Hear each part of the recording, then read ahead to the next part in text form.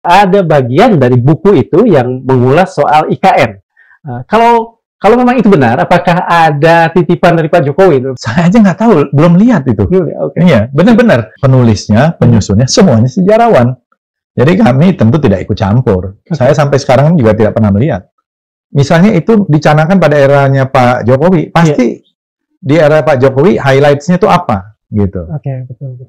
Dan eranya Pak SBY aja belum pernah ditulis. Eranya Bu Mega aja belum pernah ditulis. Hal-hal monumental yang dibikin oleh Pak SBY, oleh Bu Mega tidak dicatat. Apakah misalnya ketika usulan untuk masuknya IKN kan udah jadi fakta hukum, udah jadi undang-undang. Betul. Karena udah jadi undang-undang. Masalahnya kalau belum jadi undang-undang, kalau wacana mungkin lain lagi ceritanya. Mas Fadli meletikkan satu polemik di media massa ketika skeptis terhadap perkosaan massal. Kita tidak ingin ada stigma bahwa seolah-olah yang terjadi ketika itu adalah kerusuhan rasial. Perkosaan aja kita tutup, apalagi perkosaan massal, gitu ya. Kita mengutuk itu. Di awal-awal dulu tuh ada yang membuat satu narasi yang bernuansa sara. Sebelum memperkosa, teriak Allahu Akbar. Itu kan berbahaya.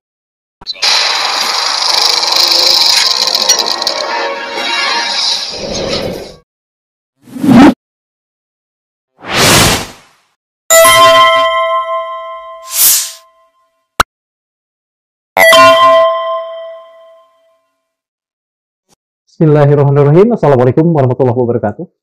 Sobat Madilog, entah kebetulan atau ini justru sebuah pertanda zaman, baru kali ini Indonesia memiliki Menteri Kebudayaan yang merupakan seorang kolektor sejarah, seorang peminat puisi, dan serenceng hal lain. Orang itu bernama Fadly John. Di tangan orang yang bernama Fadly John itu, saat ini sebuah proyek yang sangat sensitif, penulisan ulang sejarah nasional Indonesia. Itu mengisyaratkan bahwa sejarah ditulis oleh penguasa saat ini. Kita akan bicara soal itu, dan alhamdulillah saat ini bersama kita sudah hadir Menteri Kebudayaan Fadly John. Terima kasih Pak Fadly John untuk waktu yang diberikan pada kami dan pada teman-teman di Madilog. Terima kasih Kang Darmawan. Assalamualaikum warahmatullahi wabarakatuh. Waalaikumsalam warahmatullahi wabarakatuh. Apa yang membedakan penulisan ulang sejarah saat ini dengan katakan saja yang bergulir di buku-buku Pak Nugroho Susanto? Sebenarnya kita belum pernah menulis lagi yang secara komprehensif sejarah kita sejak era reformasi. Belum ada.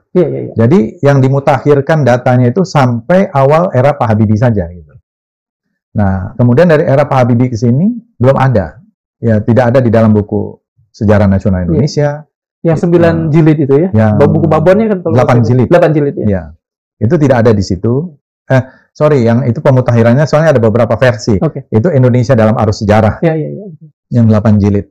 Nah, kemudian ada yang SNI kalau nggak salah 6 jilid. Nah, jadi itu terbatas pemutakhiran datanya. Nah, kita berharap dengan adanya penulisan sekarang ini, termasuk kita menambah data-data temuan tadi yang di masa lalu, prasejarah. Kita sebutnya sekarang awal peradaban Indonesia. Karena ada juga yang memprotes sebenarnya awal sejarah Indonesia itu ya dimulai di sana, tapi ada yang berpendapat sejarah itu dimulai setelah ada tulis-menulis. Jadi ada yang berpendapat sejarah itu dimulai abad ke-4 ketika ada tulisan. Makanya ada salah seorang yang memprotes itu tidak mau ada istilah awal sejarah sejarah awal Indonesia gitu. Gitu. Jadi ini kan dimutakhirkan, ada temuan-temuan baru bahwa kita ini peradaban yang tua, ada lukisan purba yang tua di zaman itu. Dulu Belanda memperkirakan itu cuma 3.000-5.000 tahun ya di dalam tulisan-tulisannya. Begitu juga kalau kita lihat tentang misalnya masuknya Islam ke Indonesia.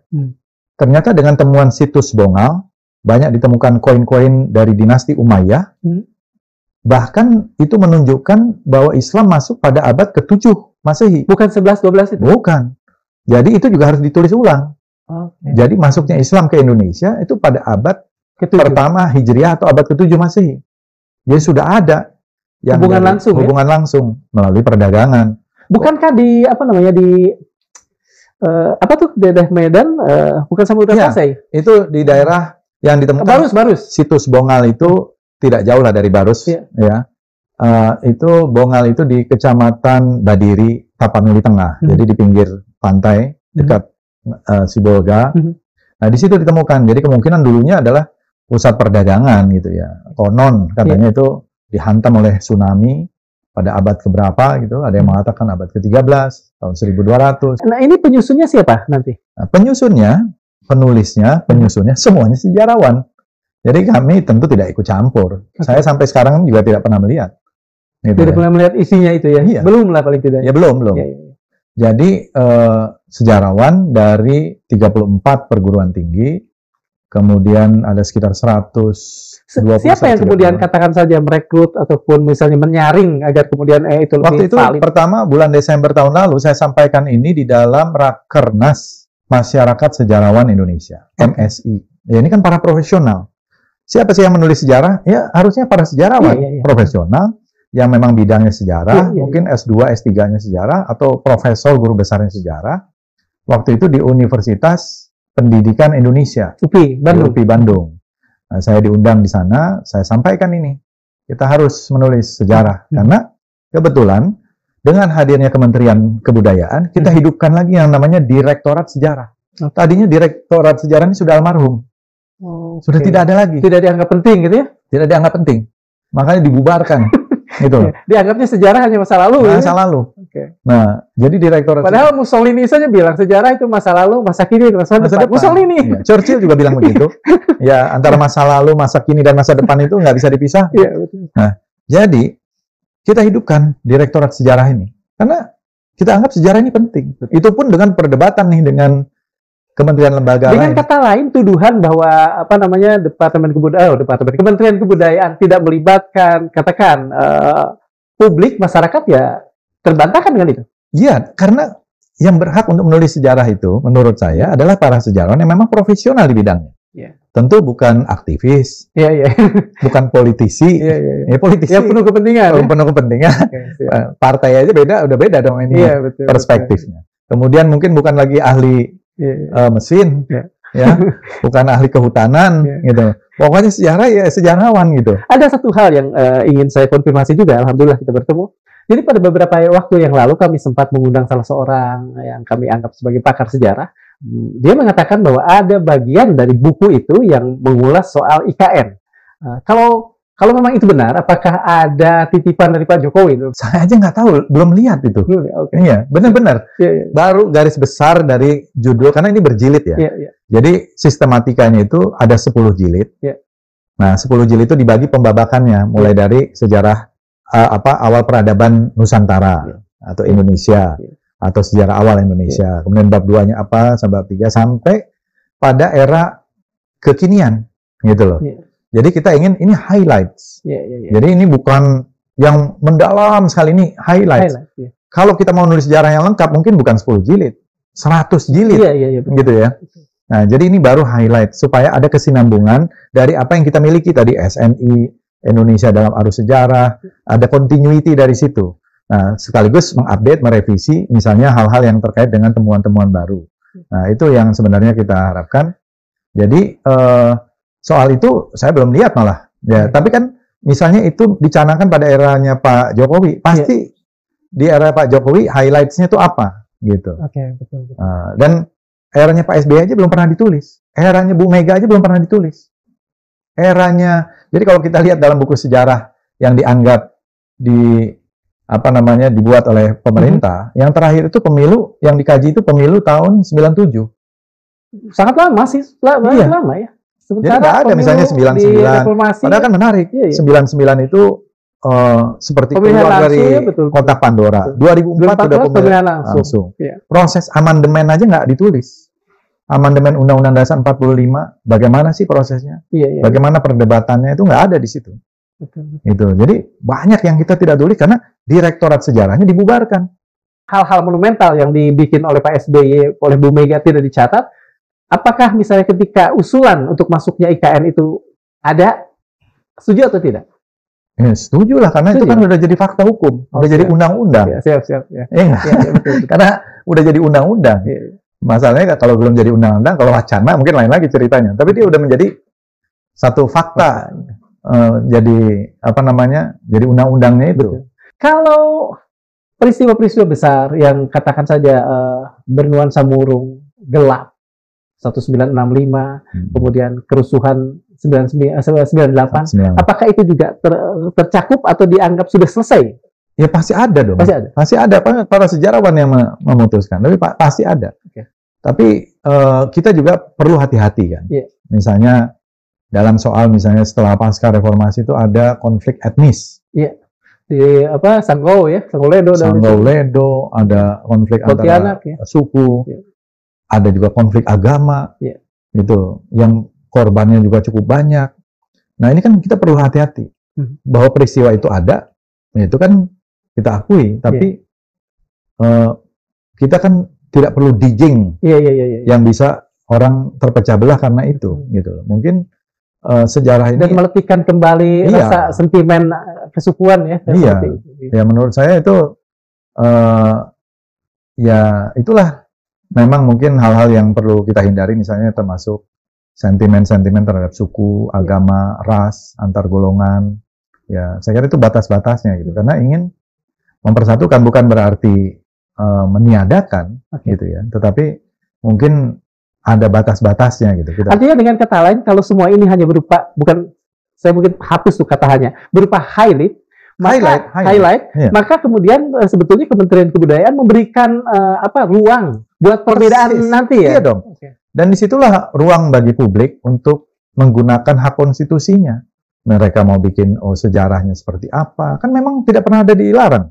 Orang membuat buku, orang melakukan analisa, orang melakukan diskusi seminar tentang sebuah topik tentang apa dan menulis buku, kan nggak pernah ada larangan. Iya. Nah, di situ ruang publik tidak ada yang dihambat. Iya. Nah, cuman negara harus hadir di dalam mencatat dan menulis sejarah. Kan Bung Karno yang mengatakan, jangan sekali-sekali meninggalkan sejarah. Iya kan? Iya. Nah, jadi menurut saya ya kita harus menulis sejarah itu. Di Amerika ditulis ya, di Jerman ditulis, Jepang.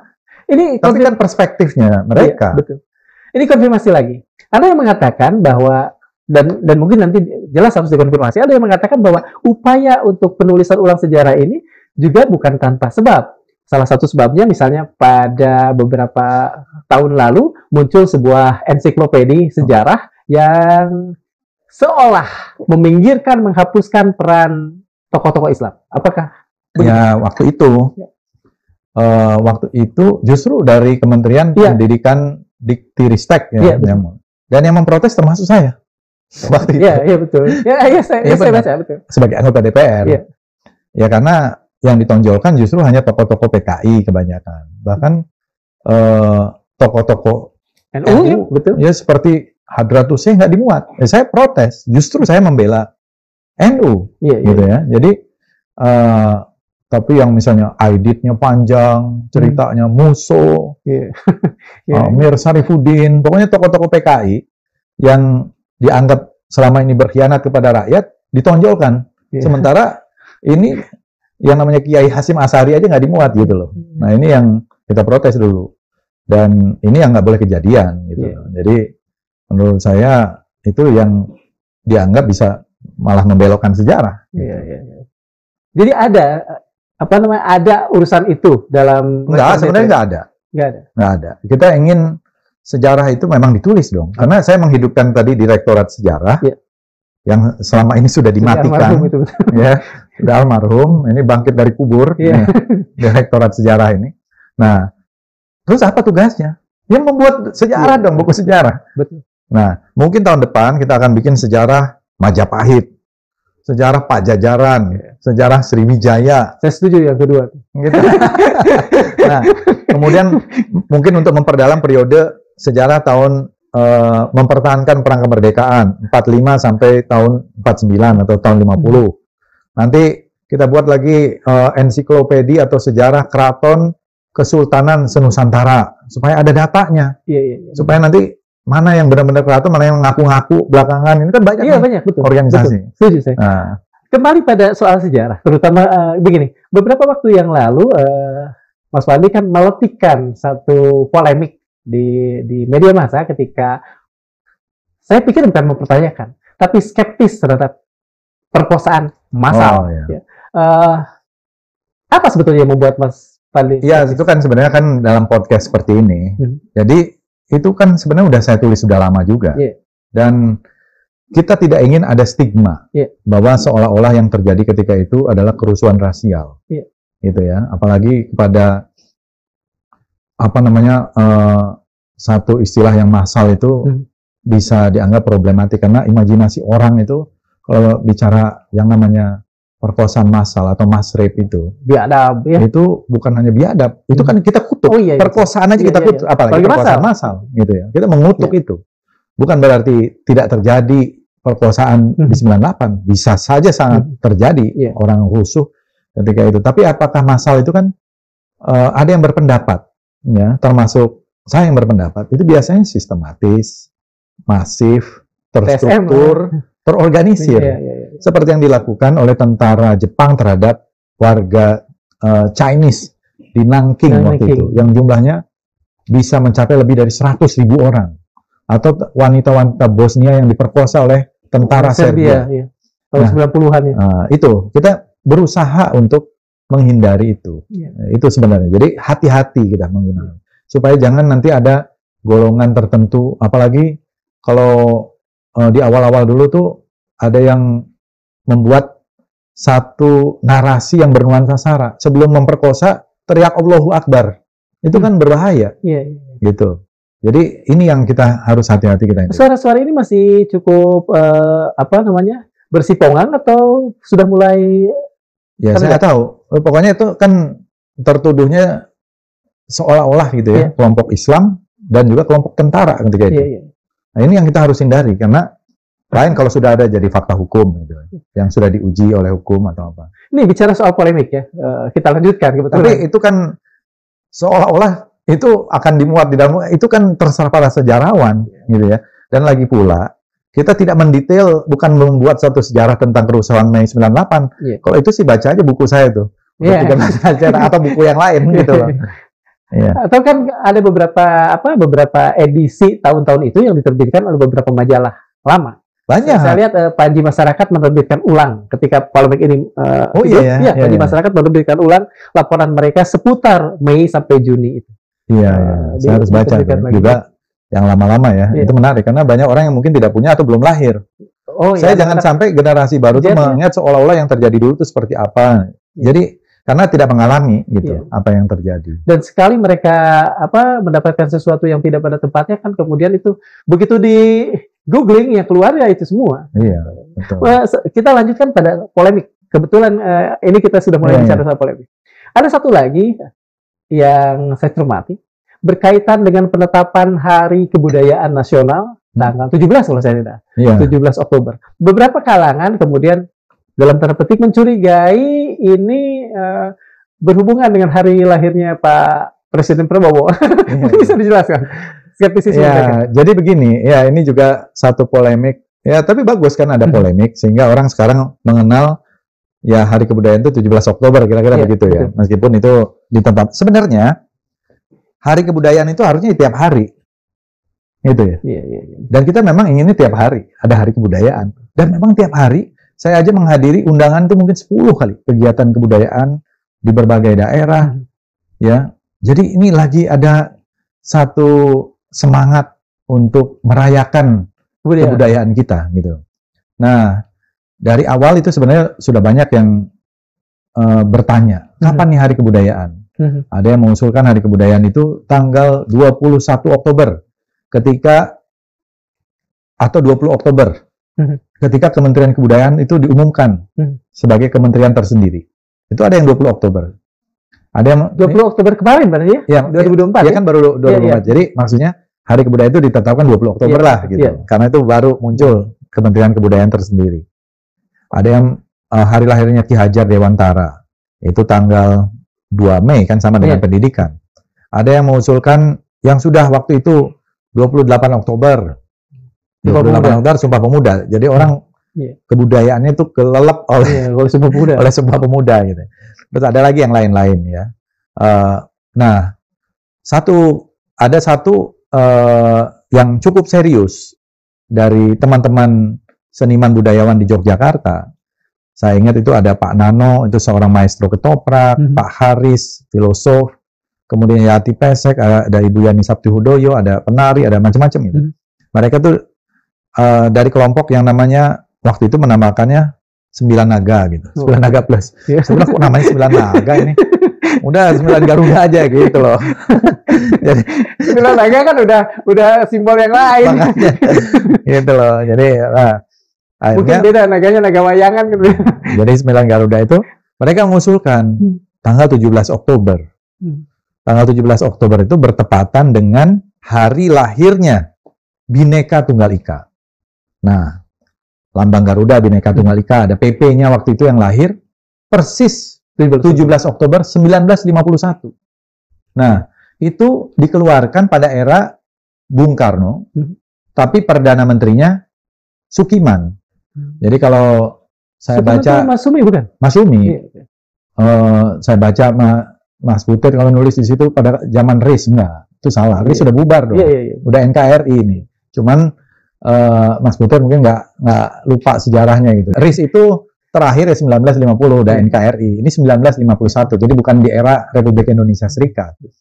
Soekarno presiden, Perdana Menteri Sukiman. Karena zaman itu eranya demokrasi parlementer. Nah, Sukiman dari Masumi menandatanganilah itu lambang Garuda dan termasuk semboyan Bhinneka Tunggal Ika.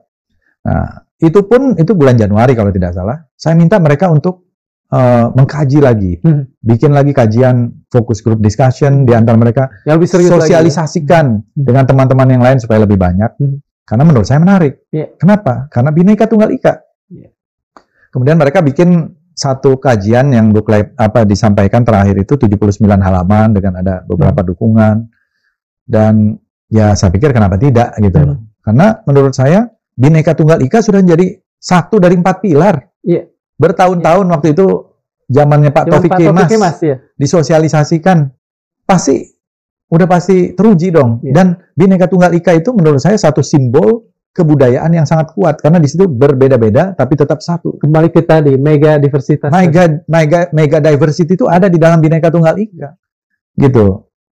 Coba kalau kita tantangin, mana yang lebih kuat dibanding yang lain? Siapa yang ini kan sekaligus mensosialisasikan, iya kan? Jadi kenapa tidak? Lagi pula prinsipnya bagi kita tiap hari adalah hari kebudayaan. Tapi ini menarik ya. Gitu. Pengusung dari Jogja, penolak juga dari Jogja. Ini bagaimana bisa terjadi? Lebih banyak pendukungnya lah, mayoritas mendukung lah. Rasanya nggak ada yang dispute. Aneh kalau ada orang mempertanyakan Bhinneka Tunggal Ika gitu. Kalau kebetulan sama dengan Pak Prabowo, hari lahirnya Pancasila kebetulan sama dengan hari lahir saya. 1 Juni. Gitu. Oke. Ada lagi yang kemudian ini baru nih. Tadi saya sebelum ngobrol ada satu pesan WA yang juga harus saya konfirmasi.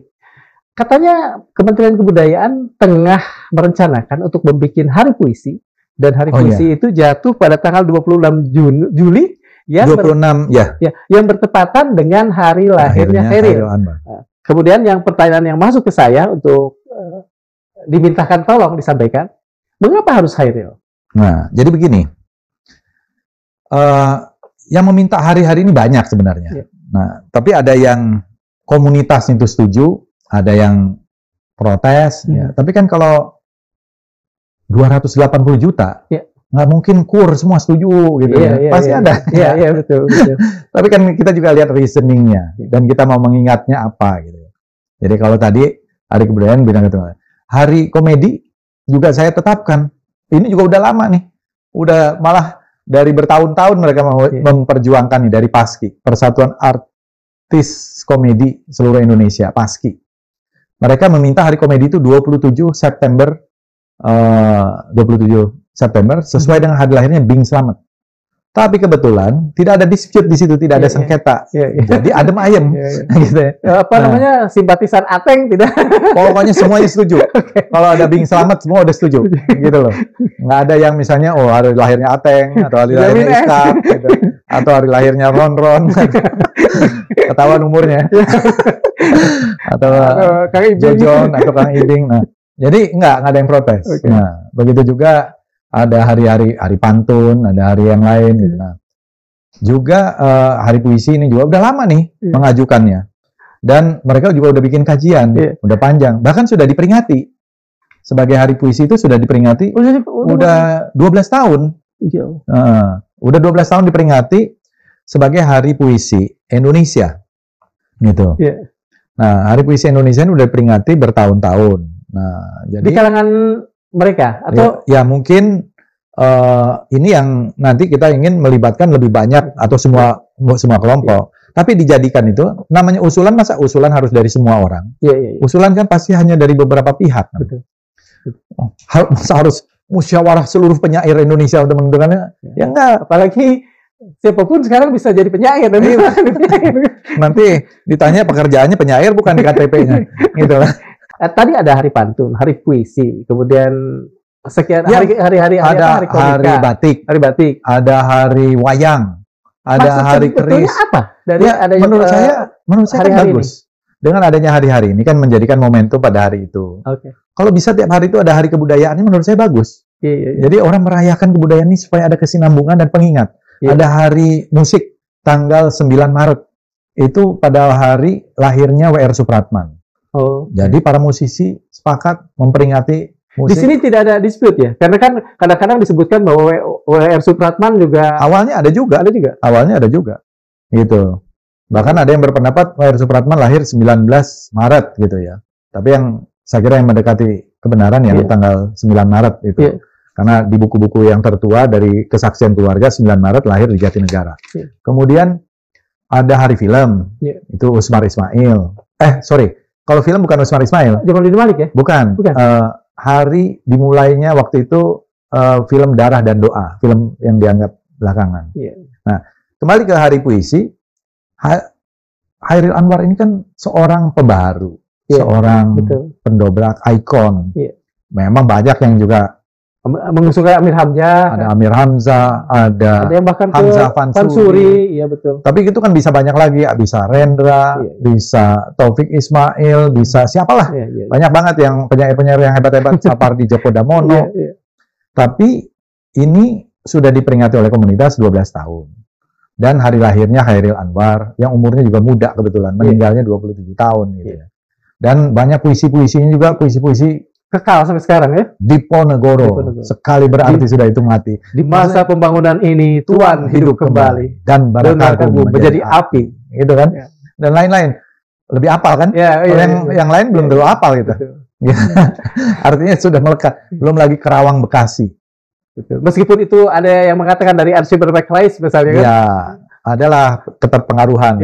Setiap orang ada terpengaruh, yang terpengaruh Pablo Neruda, ada yang terpengaruh Federico Garcia Lorca. Kan? Tidak ada yang baru di dunia ini. Saling mempengaruhi. Termasuk musik, irama juga bisa begitu. Gitu. Jadi, kalau menurut saya, kalau ada, dia punya fondasi yang kuat untuk Hari Puisi. Ada lagi yang mengusul argumentatif lah ya. Ada yang waktu itu juga mendeklarasikan Hari Sastra. Saya ingat sekali, waktu itu dideklarasikan di Bukit Tinggi, di sekolah tempat lahirnya Balai Pustaka. Itu tanggal 3 Juli. Jadi sesuai dengan hari lahirnya Abdul Muiz. Abdul Muiz ini ya seorang novelis dan juga pahlawan nasional Indonesia pertama. Hanya sayang nasibnya ya. Iya. Nah, jadi maksud saya, ya bagus-bagus saja. Dan ini yang menurut saya harus kita rangkul. Pemerintah kan memfasilitasi. Berkaitan dengan satu hal lagi. Kan mungkin saya salah ya. Saya pernah membaca bahwa Kementerian Kebudayaan pun punya rencana untuk melakukan apa namanya? Pengambilan kembali, repatriasi atau apapun namanya dari barang-barang sejarah Indonesia. Sudah sampai di mana? Nah, sebenarnya proses repatriasi itu udah berlangsung lama. Dari sejak awal merdeka dulu, sejak kita mulai agak lebih mapan dari tahun 50-an, 60-an, terus kita meminta barang-barang yang dirampas, yang diambil secara tidak sah di masa-masa kolonial, kolonialisme, di masa imperialisme itu harus dikembalikan. Ini untuk memulihkan martabat kita, untuk memulihkan pengetahuan kita juga. Nah, proses itu udah berlangsung lama, terus, sekarang kita genjot dengan lebih cepat lagi dengan Kementerian Kebudayaan. Jadi sekarang di Kementerian Kebudayaan itu ada Direktorat Jenderal Promosi Kerjasama dan Diplomasi Kebudayaan. Disinilah digodok untuk repatriasi. Jadi barang-barang yang dulu dicuri, dirampok oleh para penjajah ini ya harus dikembalikan. Nah, termasuk dari Belanda. Ya, sebagian kemarin sudah ada 800-an item sudah kembali. Sudah kembali. Ya, terakhir itu dari proses sebelumnya itu saya terima itu 200-an artefak. Sekarang kita minta lebih banyak lagi dan lebih spesifik yang kita minta, termasuk misalnya keris yang bersejarah, Al-Qur'annya Teku Umar dan banyak lagi yang lain-lain. Termasuk koleksi-koleksi arca, patung dan fosil. Fosil-fosil dulu yang dibawa oleh Eugène de Bois, itu ada 18.000 artefak, kita minta seluruhnya. Gitu. Dan saya udah ketemu dengan Menteri Kebudayaan. Gimana ya respon mereka? Nah, Menteri Kebudayaannya menyampaikan, ya, dan juga komitenya juga udah ketemu kita, komite kolonial ini, udah ketemu, udah datang juga ke sini, udah kita minta, kita juga bikin tim khusus namanya tim repatriasi. Mereka menyambut baik, mereka sangat terbuka. Ini hebatnya Belanda, kita harus apresiasi juga. Mereka ingin mengembalikan. Kalau menterinya bilang sama saya, apa yang bukan, kalau nanti risetnya mengatakan apa yang bukan punya kami, saya kembalikan. Itu saya pegang ya, saya bilang gitu. Ketika proses repatriasi ini dikatakan sudah digenjot, apakah Kementerian Kebudayaan punya catatan atau semua kita serahkan pada mereka? Catatan ada di mereka, kemudian kita lihat, kita minta ini, atau gimana? Ya, yang sekarang kita minta. Jadi kita juga punya tim yang menyeleksi dulu, kita minta. Yang lainnya juga nanti kita berkomunikasi dengan mereka. Item-item apa yang kita minta balik. Yang sejauh ini yang naskah yang mereka belum mau. Naskah. Mengapa kira-kira? Karena katanya naskah itu bisa saja kan dulu hasil hadiah, pemberian gitu ya.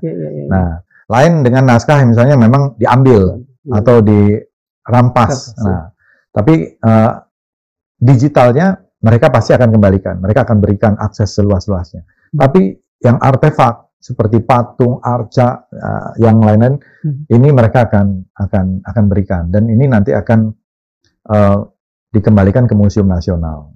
Kira-kira apakah kita punya kemampuan untuk memelihara itu didasarkan pada apa ya? Kadang-kadang kalau sesuatu yang sudah menjadi milik kita menjadi kurang telaten, ini yang saya juga tantang kepada internal di dalam Kementerian Kebudayaan. Saya sekarang genjot juga mereka untuk melakukan reinventarisasi seluruh aset kebudayaan kita. Termasuk di Museum Nasional itu kan ada sekitar 190 ribuan item, artefak. Itu saya minta kepada mereka untuk data satu persatu, mana datanya, nomor berapa, barangnya apa, dan barangnya ada di mana. Barangnya ada di mana? Artinya ada, hal ini ada yang di display, atau ada yang di storage, storage-nya ada di mana, gitu. Itu semuanya harus ada. Gitu, karena kita jangan sampai ada barang yang dicuri atau barang yang kemudian tidak ada. Seperti dulu kan Museum Radio Pustoko atau apa yang kemudian sekian barangnya hilang gitu kan? Iya, itu kan modus yang biasa terjadi ketika ada orang-orang kan pernah juga misalnya koleksi emas atau apa gitu. Nah ini kita reinventarisasi dan kita jaga sekarang. Dan kita semaksimal mungkin akan kita display dengan baik, dengan narasi yang baik, dengan hasil riset yang baik dari display itu, sehingga ini menjadi satu pengetahuan yang holistik, yang lengkap. Semua itu, semua rencana yang sudah dikemas oleh Kementerian Kebudayaan, sebetulnya target paling awal apa? Target panjangnya apa juga? Ya, pertama, kalau kita lihat, ya, negara-negara yang maju, budayanya itu selalu menjadi etalase paling depan. Selain tentu menjadi fondasi dari bangsa itu, menjadi fondasi pembangunannya gitu ya. Kita lihat museum-museum di negara-negara yang maju itu menjadi etalase depan mereka, menjadi etalase peradabannya mereka. Makanya saya juga ingin museum-museum kita tuh menjadi bagus. Mungkin benchmarknya harus dari Museum Nasional dulu, nanti ke museum-museum daerah. Indonesia ini harus menjadi negara dengan ribuan museum. Sekarang kita cuma 469 museum. Kurang sekali. Kurang sekali. Banyak yang harusnya bisa jadi museum, dan museum itu bisa menjadi juga pendapatan. Bisa menjadi tujuan wisata. Kalau kita lihat, kita Google mau ke negara itu, biasanya salah satunya adalah situs, museum, ya itu yang selalu paling depan. Dan itu bisa menghasilkan kok. Apalagi kalau dikemas ekosistemnya dengan baik. Ada restorannya, ada merchandise. Ya. Saya kemarin baru pulang dari Perancis, dari Cina, itu merchandise itu sangat menentukan. Jadi merchandise atau toko dari museum itu bisa membiayai 50% dari museum. Kalau misalnya kaos yang dibikin, mug atau cangkirnya apa yang bagus-bagus, orang akan beli. Nah, ini yang harus dikurasi dengan baik gitu. Nah, jadi akhirnya museum kita nanti bagus. Di daerah-daerah juga begitu. Mereka bisa menampilkan IP lokal, intellectual property dari misalnya gambar arca kah, atau gambar lukisan kah. Kalau kita lihat misalnya di Rijksmuseum di Belanda, lukisannya Vermeer, ya, yang perempuan yang menuangkan susu kalau tidak salah itu, yang pakai baju kuning dan roknya biru. Wah, itu kan menjadi gambar di mana-mana. Menjadi tas, menjadi cangkir, menjadi magnet untuk ini. Untuk lemari es ya. Iya. Bayangkan misalnya kalau kita punya penangkapan di Ponorogo, artinya Raden Saleh. Ya. Nah, itu kalau dibikin merchandise-nya apa segala macam, orang bangga memakai itu kan bagus. Atau dihadapkan dengan budaya kita yang belum terlalu akrab dengan museum. Paling tidak kalau saya melihat beberapa museum kan selalu lengang dan sebagainya ya, dengan tanda masuk yang juga terasa asal-asalan, asal ada gitu. Iya benar. Apa yang harus kemudian atau paling tidak akan dilakukan oleh kementerian? Museum sekarang ini harus indah, harus bagus, harus bersih, harus rapi, dan harus nyaman. Bukan homey, pokoknya orang nyaman. Nah, museum nasional sekarang pengunjungnya kalau liburan udah naik. Kemarin liburan awal tahun itu sudah mencapai 12.750 satu hari. Rekor tuh. Iya. Wah, itu menimbulkan kemacetan. Ya, orang mau ke situ macet, di dalamnya pun penuh. Kemudian libur lebaran tuh di atas 10.000, 11.000. Dan itu berbayar. Ya, masih murah. Ya, relatif masih murah. Nah, bayarnya 25.000 kalau tidak salah. Mungkin khusus untuk pelajar nanti tetap, tapi untuk yang lain harusnya nambah juga ya. Terutama untuk orang asing ya. Harusnya kalau kita masuk ke museum di Turki aja kan ada perbedaan tuh antara orang asing dan orang lokal gitu kan, lebih mahal orang asing. Dan kalau kita misalnya di Eropa rata-rata masuk museum itu antara 12 euro, 20 euro, ada yang 30 euro. Itu kan berarti sekitar kalau 12 euro aja kan sekitar 200 ribuan. Iya. Ya. Jadi udah kita terlalu rendah. Padahal kita ini kan membutuhkan itu untuk aset masuk kembali ke museum juga. Nah, kalau nanti museum bisa menghasilkan, apalagi nanti kalau udah ada kafenya, udah ada restorannya, mungkin ada restoran yang kelasnya juga, kelasnya mahal, ada yang untuk UMKM, kemudian ada merchandise. Ini akan bisa menjadi ekonomi budaya, bisa menjadi industri budaya gitu. Dan apalagi ke depan, begitu juga galeri nasional dan juga situs seperti Borobudur. Makanya kita targetnya bukan hanya melindungi, bukan hanya merawat, tapi mengembangkan, memanfaatkan. Jadi dia harus menghasilkan. Nah, kayak Prambanan kan, nanti ada Prambanan Jazz yang sudah berlangsung, ada kegiatan apa, ada Borobuduran atau apa gitu. Itu bagus, aktivasi semacam itu menghasilkan uang yang bisa dikembalikan untuk perawatan situs itu. Mas Fadli-John ketika menerima amanah sebagai Menteri Kebudayaan, apa yang kemudian terlintas soal budaya, terutama budaya Indonesia? Ya, pertama waktu saya diminta menjadi Menteri Kebudayaan oleh Pak Prabowo, waktu itu beliau belum dilantik, tinggal beberapa hari lagi akan dilantik. Tapi secara resmi di situ beliau menyampaikan. Jadi tentu saya sih sangat senang, bergembira, tapi juga tentu juga memikirkan tantangan-tantangannya besar ke depan. Betul. Karena kebudayaan ini kan sangat luas sekali gitu ya. Jadi kebudayaan ini bukan hanya soal kesenian, tapi hampir seluruh aspek kehidupan kita ini tidak bisa lepas dari kebudayaan. Peradaban bahkan ya? Bahkan peradaban. Nah, yang terpikir oleh saya tentu saja, karena waktu itu juga kita ikut di dalam melahirkan Undang-Undang Pemajuan Kebudayaan, waktu itu saya wakil ketua DPR. Nah, ada 10 objek pemajuan kebudayaan, mulai dari seni, sampai manuskrip, ritus, tradisi lisan, permainan anak, olahraga tradisional, dan sebagainya itu ya menjadi bagian dari objek pemajuan kebudayaan. Tapi saya di mana-mana mengatakan bahwa kebudayaan kita itu paling tidak ada 2 hal yang kuat ya yang harus kita tonjolkan. Pertama, keberagamannya, kekayaannya. Saya keliling 101 negara di dunia nih, sepanjang saya dari SMA sampai sekarang ini. Itu tidak ada negara yang kekayaan budayanya lebih beragam, lebih kaya dari Indonesia, menurut saya. Jadi ini adalah mega diversity. Yang kedua, kita ini adalah budaya dan peradaban yang tua. Dan itu ditunjukkan dari artefak-artefak yang ditemukan. Mulai dari yang sangat tua seperti Pithecanthropus erectus, Homo erectus. Yang di Sangiran ya? Yang di Sangiran, yang di Trinil, yang di Liang Bua di NTT. Perkiraan umurnya sekitar 1,8 juta tahun. Ya kan? Berarti sudah ada manusia Homo sapiens, Homo erectus yang umurnya 1,8 juta tahun. Dan dari temuan Homo erectus, Pithecanthropus erectus di dunia ini, 60% ditemukan di Indonesia.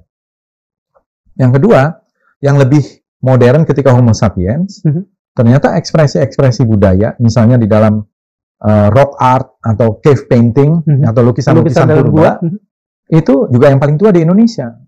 Paling tidak, yang sudah diumumkan dan diakui oleh dunia, adalah yang di Maros, Sulawesi Selatan.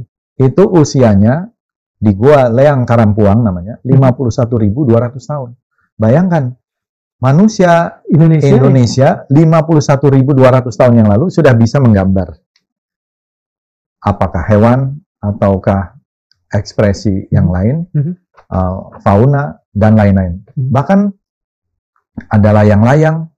Yang lebih hebat lagi di Muna kalau tidak salah ditemukan objeknya itu perahu. Jadi 51.000 tahun lalu. Itu belum tahu berapa tahun.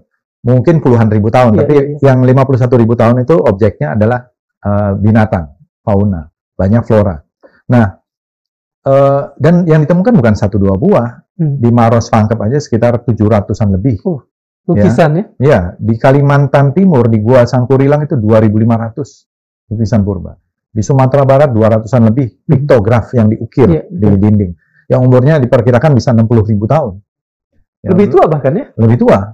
Tapi itu belum digunakan, kalau nggak salah nih, kalau kata para arkeolog itu namanya uranium series. Jadi di tesnya itu dengan lebih presisi dibanding karbon 14 yang biasa. Yang biasa. Ini udah presisi sekali. Dan yang melakukan testing itu juga dari Australia, Griffith University. Jadi kalau kita lihat, ini menjadi lukisan purba tertua di dunia, mengalahkan yang di Prancis, di Eropa, di negara-negara lain yang mereka hanya mungkin sampai 30.000, 35.000 tahun paling mentok lah. Gitu. Apa artinya ini bagi kebudayaan Indonesia sendiri? Pertama, penemuan ini kan berarti kita ini peradaban yang tua. Beda dong. Orang yang peradaban tua jalan sama orang yang peradabannya baru kemarin sore. Harusnya ya. Harusnya ya kan. Jadi kita ini yang menyebarkan mungkin budaya ke seluruh dunia. Gitu. Di Borobudur saja yang menarik itu ada teman-teman para musisi itu meneliti ternyata panel di Borobudur itu ada 200-an panel. Itu padahal kan Borobudur abad ke-8, abad ke-9. Zaman Shailendra itu ya. Shailendra itu ditemukan 200-an lebih panel yang ada alat musiknya. Dan setelah diteliti ternyata ada sekitar hampir 50 jenis alat musik karena ada yang sama ya. Yang ternyata ditemukan juga di seluruh dunia. Jadi ya, kita bukan melakukan satu self-claim, bukan juga chauvinistik, tapi ini adalah fakta-fakta, temuan-temuan arkeologis, temuan-temuan yang ada dasarnya, menunjukkan kita ini peradaban yang tertua di dunia, menurut saya. Tertua bahkan ya. Ya, kalau salah satu yang tertua udah pasti. Tapi saya berani mengklaim ya tertualah di dunia, karena yang lain juga. Karena piramid aja kan 5.000 tahunan yang lalu. Cuma 5.000 tahun yang lalu. 5.000 tahun yang lalu kan ibaratnya baru kemarin dibanding dengan yang 51.000 tahun yang lalu. Saya sudah datang misalnya melihat Lucy. Ini adalah fosil yang dianggap nenek moyangnya manusia. Tapi Lucy itu tingginya cuma segini. Kepalanya cuma sebesar ini. Lucy Walk in the Sky with Diamond itu ya. Yang katanya 3 juta tahun. Yang dianggap itu cikal bakal manusia. Ya, menurut saya udah lihat di Ngorongoro itu yang namanya Nutcracker Man, ya, saya udah ngelihat di Ngorongoro itu di Tanzania, di dekat Serengeti. Kita jauh lebih banyak, lebih hebat. Ya, belum lagi kan temuan terakhir soal manusia Flores ya? Ya itu. Beberapa tahun yang lalu kalau saya itu oleh seorang arkeolog yang namanya Mark Murud. Di awal tahun 2000-an dia menamakan itu Homo floresiensis, ya katanya hobbit atau kecil, dan itu juga menarik. Itu juga di Gua Liang Bua di NTT.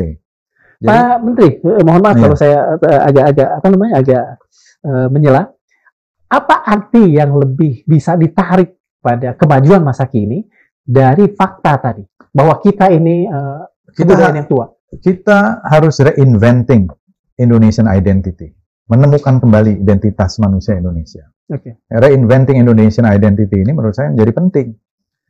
Apakah kita ini negara yang baru kemarin merdeka 80 tahun yang lalu, atau kita ini sebagai entitas yang lebih tua dari itu? Ya, kemerdekaan ini adalah satu perebutan kekuasaan dari penjajah, dari imperialis, dari kolonialis. Tetapi apakah itu saja yang menjadi dasar identitas kita? Nah, ini kan harus ditarik ke belakang. Sampai bahwa kita ini memang merupakan the cradle of civilization. Cikal bakal kan manusia purba udah bisa bikin kapak, udah bisa bikin alat berburu, udah bisa bikin bola-bola batu.